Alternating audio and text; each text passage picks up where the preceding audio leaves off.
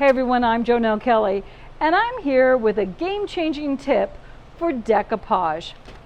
Here's some examples of pieces that have been done with rice paper on really dark backgrounds. Fail. Also a fail. I love this color red, and come Christmas, that is my go-to color. But you can see with the rice paper, the image just blended into the background and is almost unviewable.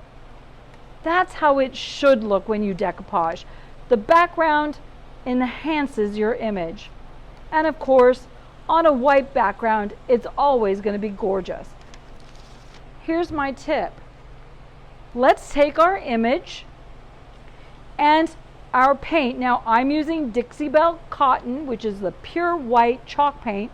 Grab whatever you've got. Flip over your rice paper and paint the background. This is going to essentially create a block. It's going to mean that when you go to decoupage this on, the paint acts as a barrier, and it's going to make it so that your image absolutely stands out regardless of your background color.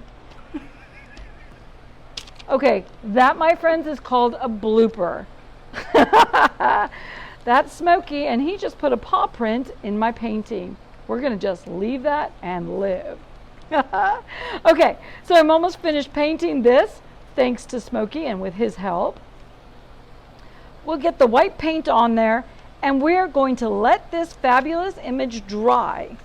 And when it's done, we're going to come back and decoupage it onto our board. Watch and see. The results are fantastic. Thanks a lot, Smokey.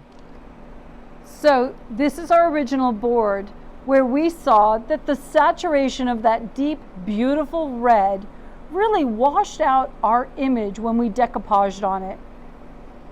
That's a disaster and definitely not what we wanted.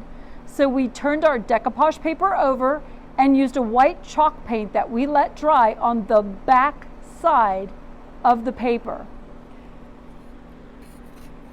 When we decoupaged it on, the result was fantastic, and it made that image really stand out on the vibrant red background. So now we can finish out our fabulous little Christmas hanger. Don't let that happen. Just use a little bit of chalk paint and turn it into a fabulous, fabulous project. That's my tip, a game changer from Jonelle.